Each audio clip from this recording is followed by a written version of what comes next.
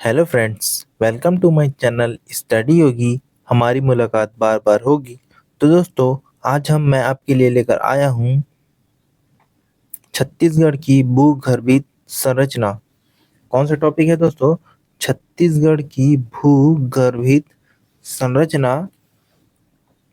तो इस वीडियो को स्टार्ट करने से पहले दोस्तों, हमारे इस वीडियो को ज़्यादा से ज़्यादा शेयर करिएगा और लाइक करिएगा और हमारे इस चैनल को सब्सक्राइब करिएगा, जिससे कि हमारे नए नए वीडियो के लिंक आपको तुरंत प्राप्त हो जाएंगे और हमारा कोई भी वीडियो आपसे मिस नहीं होगा। तो दोस्तों, हम इस सेशन को स्टार्ट करते हैं। किसी क्षेत्र में भूमि के गर्भ में स्थित विशिष्ट संरचना को भूगर्भित संरचना कहा जाता है, जिसके निर्माण के विभिन्न शैलों समूहों का योगदान होता है। भूगर्भित संरचना का प्रभाव धरातलीय स्वरूपों के साथ भूमि की प्रकृति, मृदा के प्रकार, खनिज पदार्थों की उपलब्धता एवं कृषि योग्य भूमि की गुणवत्ता पर प्रभाव पड़ता है। फिर दोस्तों, तथा इन्हीं शैवालों समूह के आधार पर इनका जो सतही विविधता है, जैसे कि सतह में मिट्टी कैसी है, खनिज कैसे हैं और उसके खनिज तत्व की क्या उपलब्धता है, और उसके वन की विविधता, वन मतलब हो सकता है नहीं हो सकता, ये भूमि योग्य है कि नहीं, ये सब की हमें जानकारी मिलती है। तो इसके अंदर जो भूगर्भित संरचना है, जो भूवैज्ञानिकों के वैज्ञानिक काल में निर्मित चट्टानें, मतलब कि कह रहे हैं दोस्तों कि इसके जो पृथ्वी के नीचे या भूमि के नीचे जो चट्टानें मिलती है वो किस किस प्रकार की होती है। तो हम होती है, पहला आर्कियन क्रम की चट्टानें होती है, दूसरा धारवाड़ क्रम की चट्टानें होती है, तीसरा कडप्पा क्रम की चट्टानें होती है, चौथा विंध्य क्रम की चट्टानें होती है, पांचवा गोंडवाना क्रम की चट्टानें होती है, छठवां दक्कन ट्रैप की चट्टान होती है और सातवां है टर्शियरी क्रम की चट्टान होती है। कौन कौन सी? आर्कियन क्रम की चट्टान, धारवाड़ क्रम की चट्टान, कडप्पा क्रम की चट्टान, विंध्य क्रम की चट्टान, गोंडवाना क्रम की चट्टान और दक्कन ट्रैप की चट्टान, और लास्ट है टर्शियरी क्रम की चट्टान। तो इसे याद रखने का एक ट्रिक है दोस्तों, ये आ, ये धा, इसका इसका याद करने का ट्रिक है दोस्तों, आधा कवि,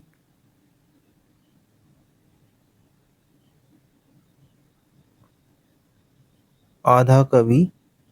तो ये आधा से आर्कियन है, ध से धारवाड़ है, क से कडप्पा है और व से विंध्य है। तो इनमें से मोस्ट तो दोस्तों यही, इसी को याद रखना है, और बाकी तो उसमें लास्ट में गोंडवाना और दक्कन ट्रैप, ये लास्ट में इतने ही प्रकार के पूछे जाते हैं, इनसे ही क्वेश्चन आते हैं, तो इसे ज़्यादा याद रखने की ज़रूरत भी नहीं है दोस्तों। फिर आगे दोस्तों, जो टी.एस. हॉलैंड का वर्गीकरण, मतलब टी.एस. हॉलैंड ने बताया था कि जो आर्कियन क्रम और धारवाड़ क्रम है वो अद्य महाकल्प इस काल के हैं, और जो कडप्पा और विंध्य हैं वो पुराण महाकल्प के हैं, जिन्हें पुराण संघ भी कहते हैं, और गोंडवाना और दक्कन ट्रैप है वो आर्य महाकल्प काल के हैं। तो ये इतना ज़्यादा इम्पोर्टेंट नहीं है, लेकिन हमें पढ़ लेना चाहिए। फिर अगला है छत्तीसगढ़ की भूगर्भित संरचना में, छत्तीसगढ़ की भूगर्भित संरचना में क्रमानुसार निम्नलिखित 6 शैवाल समूह विस्तार, जैसे आर्कियन, धारवाड़, कडप्पा, विंध्य, गोंडवाना और दक्कन ट्रैप, इसे आधा कवि गोद में इसका ट्रिक से याद कर सकते हैं। कौन से? आधा कवि गोद से, जो मैंने अभी बताया था। फिर अगला है दोस्तों, यहाँ पे हम देखते हैं कि जो शैल समूह, जो आर्कियन शैल समूह है, उसका 50% छत्तीसगढ़ में जो 50% एरिया में फैला हुआ है, इसकी जो विशेष है कि ये जो बस्तर पठार के अधिकांश भाग में विस्तृत है। आगे मैं इसे मैप के थ्रू बताऊंगा दोस्तों। जो बैलाडीला की पहाड़ियाँ सबसे पुरातन शैलों से निर्मित है, जहाँ पे जो नीचे का एरिया होता है दोस्तों ऐसे, तो ये जो पूरा एरिया है, यहाँ पे बैलाडीला का जो पहाड़ी है वो सारे यहाँ पे पुरातन शैलों का निर्मित है। फिर हमारा अगला है धारवाड़ शैल समूह। ये पूर्वी बघेलखंड, छत्तीसगढ़ का मैदान और दंडकारण्य, ये जो दोस्तों नीचे का एरिया, टॉप का एरिया और बीच का एरिया में ये धारवाड़ शैलक्रम के समूह जो पत्थर है पाए जाते हैं। ये नीस नाइस चट्टानें पाई जाती है। इसे नीस नाइस जो चट्टान है मैं इसे आगे बताऊंगा। तो ये बीजापुर एवं मोहला मानपुर में आते हैं। दंडकारण्य में बस्तर संभाग के जगदलपुर, भानुप्रतापपुर और दंतेवाड़ा में आते हैं। ये जो दंडकारण्य है इसके जगदलपुर, भानुप्रतापपुर और दंतेवाड़ा में ये धारवाड़ क्रम के शैल समूह मिलते हैं।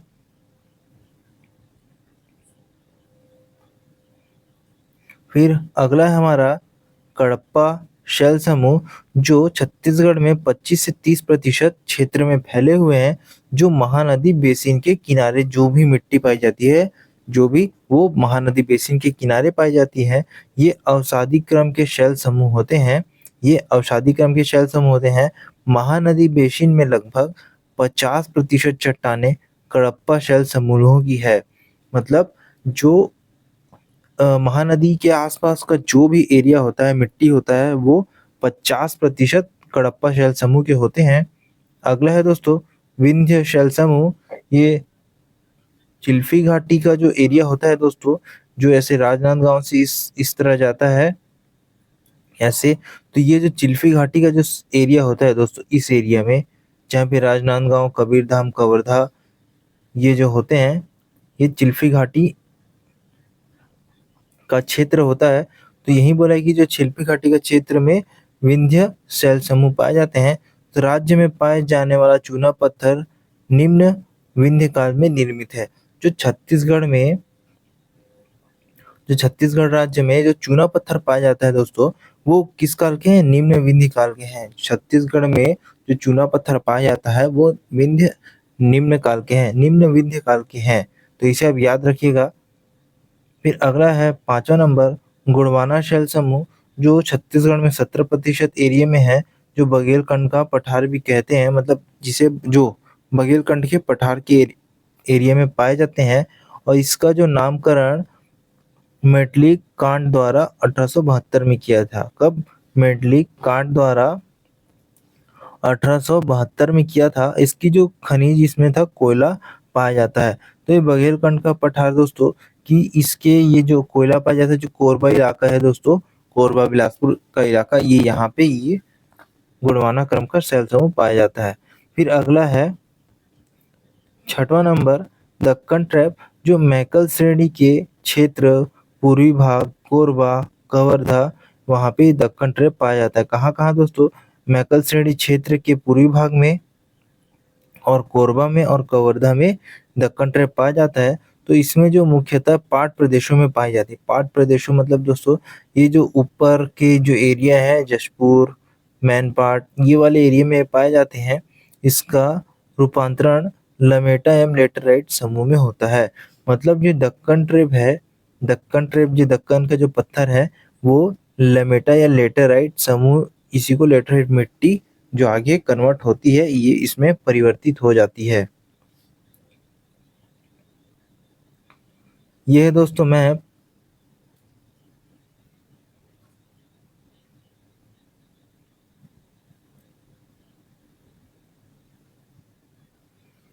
ये दोस्तों ये ऊपर का है दोस्तों, ये ऊपरी गोंडवाना, ये निचली गोंडवाना, और इसके जो बीच में होता है दोस्तों, ये यहाँ से यहाँ के बीच का ये मध्य गोंडवाना कहते हैं। जो क्वेश्चन आता नहीं है, जो मोस्टली आता है निचले गोंडवाना और ऊपरी गोंडवाना से आता है। ये आपका दक्कन ट्रैप है, यहाँ भी ये दक्कन ट्रैप है। ये जो पूरा एरिया है दोस्तों, ये कडप्पा क्रम का है। कौन सा दोस्तों? कडप्पा क्रम का है। इसे मैं जूम करके दिखाता हूँ। ये आपका ये पूरा ये जो एरिया है, ये सारे कडप्पा क्रम के हैं जहाँ पे कोयला मिलता है।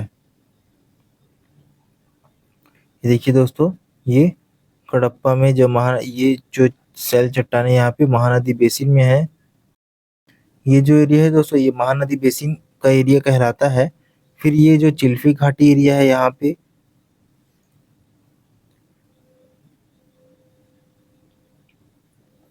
और ये जो सारे ये डॉट डॉट डॉट ये आर्कियन समूह है।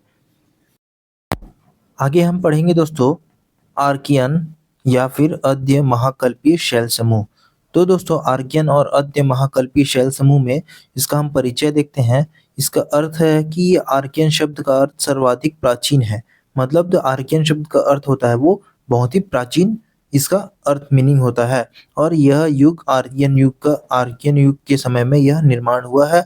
शैल समूह फिर इनका जो निर्माण है ये तप्त पिघली हुई पृथ्वी मैग्मा के ठंडे होने से बना। कहने का मतलब है दोस्तों कि ये पृथ्वी के अंदर से जो लावा निकलता है उसके ठंडा होने से और उसके कठोर रूप हो जाने के उपरांत ये शैल समूह निर्मित हुआ है। इसमें जीवाश्म ईंधन नहीं होता दोस्तों।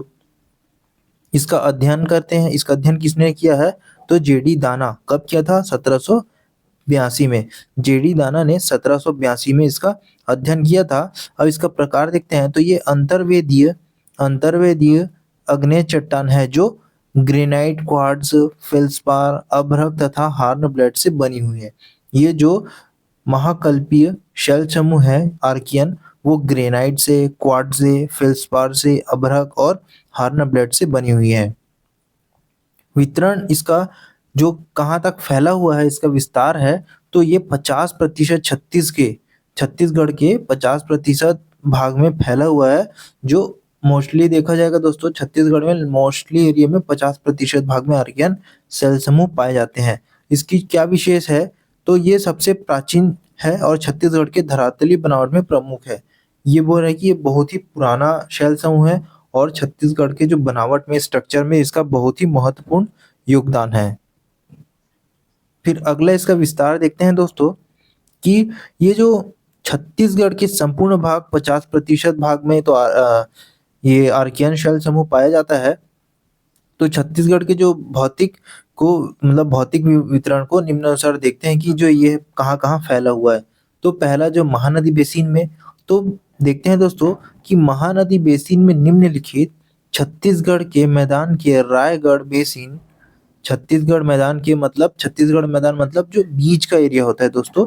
छत्तीसगढ़ उत्तर और दक्षिण ये दोनों के बीच का जो एरिया होता है, मतलब इसमें 2 संभाग आते हैं रायपुर, बिलासपुर और दुर्ग। ये 3 संभाग जो है वो बीच का छत्तीसगढ़ के मैदान कहलाता है, जिसमें रायगढ़ बेसिन, बिलासपुर के कोटा, गौरेला पेंड्रा, मुंगेली के लोरमी और कवर्धा के पंडरिया, बालोद एवं डोंडी लोहारा, गरियाबंद एवं राजिम, महासमुंद, धमतरी आदि जिलों में इसका विवरण है। कहाँ-कहाँ पे? रायगढ़ बेसिन में, बिलासपुर के कोटा में, गौरेला पेंड्रा मरवाही में, मुंगेली के लोरमी में है, कवर्धा के पंडरिया में है और बालोद और डोंडी लोहारा में भी है, गरियाबंद के साथ राजिम में भी है और महासमुंद के साथ-साथ धमतरी जिले में भी इसका वितरण है।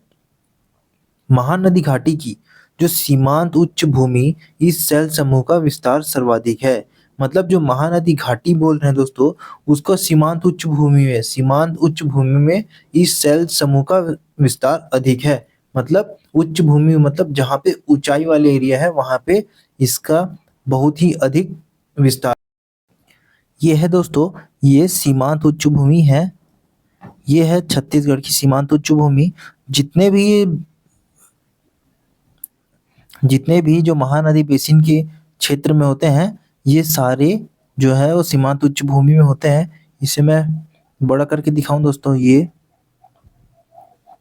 है दोस्तों सीमांत उच्च भूमि, जिसे आप स्टॉप करके वीडियो को पॉज करके देखिएगा कि सीमांत उच्च भूमि कहाँ से कहाँ तक फैली हुई है। ये दोस्तों यहाँ से ये पूरा एरिया जो दोस्तों ये पूरा सीमांत उच्च भूमि कहलाता है। ओके दोस्तों हम आगे पढ़ते हैं। कोरबा बेसिन में श्वेत अभ्रक, कापू, गुठुरमिया और खरहाडोलिन के आसपास पेंड्रा लोरमी पठार, उपरोड़ा और कोरबा बेसिन के चट्टानों का ढाल पश्चिम से पूर्व दिशा की ओर है। इसमें बोल रहे हैं कि दोस्तों जो कोरबा बेसिन में श्वेत अभ्रक होता है और कुठुरमिया तथा खरहाडोलिन और गौरेला पे लोरमी पठार जो है पेंड्रा लोरमी पठार है और उपरोड़ा और कोरबा बेसिन। उपरोड़ा का बेसिन और कोरबा का बेसिन है, वो इन सब चट्टानों का ढाल जो है वो पूर्व से पूर्व पश्चिम से पूर्व दिशा की ओर है। पश्चिम से पूर्व दिशा की ओर है क्योंकि पश्चिम में बंगाल की खाड़ी है, इसलिए उनका जो ढाल है वो पश्चिम की ओर पश्चिम से पूर्व की ओर है। ओके दोस्तों, फिर अगला है दोस्तों, दंडकारण्य का 75% भाग भू आर्केनियन शैल समूह की अद्य ग्रेनाइट चट्टानों से निर्मित है। कह रहे हैं दोस्तों यहाँ पे जो अद्य ग्रेनाइट चट्टानों से दक्षिण दंडकारण्य या फिर बस्तर का एरिया का जो भी शैल समूह है वो अद्य ग्रेनाइट चट्टानों से निर्मित है। दंडकारण्य का जो कांकेर जिला है उसमें भानु प्रतापपुर एवं चारामा, कोंडागांव, नारायणपुर, बीजापुर एवं दंतेवाड़ा जिला में इस शैल समूह का विस्तार अत्यधिक है। बस्तर पठार का अधिकांश भाग आर्कियन शैल समूह के अंतर्गत आता है। मतलब बस्तर का जो समूह है, बस्तर का जो पठार है नीचे का दोस्तों, वो इस आर्कियन शैल समूह के अंतर्गत आता है। अब बुजमाड़ की पहाड़िया का मध्य भाग, यह बुजमाड़ की पहाड़िया है। नारायणपुर, यहाँ पे जस्ट नीचे में नारायणपुर है दोस्तों, उसका उत्तरी भाग प्रतापपुर, कोयलीबेड़ा के नीचे का कुछ भाग प्राचीन लावा के बेसाल्ट चट्टान से बना है। किससे? प्राचीन लावा के बेसाल्ट चट्टान से बना है। बैलाडीला की पहाड़िया सबसे पुरातन शैलों से निर्मित है। जो बैलाडीला की पहाड़िया है वो सबसे पुरातन, जो ये बैलाडीला की जो पहाड़ी है वो सबसे पुरातन शैलों से निर्मित है। फिर आते हैं जशपुर का शामरी पाठ। 1 मिनट दोस्तों, इसे हटा लेते हैं।